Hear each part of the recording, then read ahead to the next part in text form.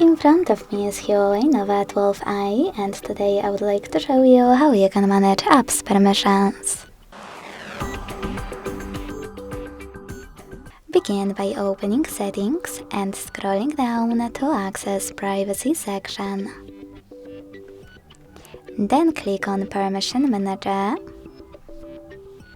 and select one of your device's features that you wish to manage. Like for example, Calendar. Now scroll down and click on one of those apps under one of those categories, Allowed or Denied. I will go with Email from Denied one. Now click on one of those options to apply the best one and go back. I will go with Allow, so when I tap and go back, I can see that my email just gained access to my device's calendar. But you can always select any feature and look for an app that you wish to manage. Then click on it.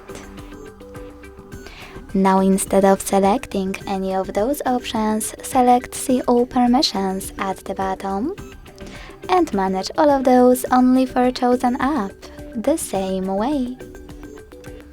Thanks so much for watching. If you enjoyed this video, leave a like, comment and subscribe. Bye!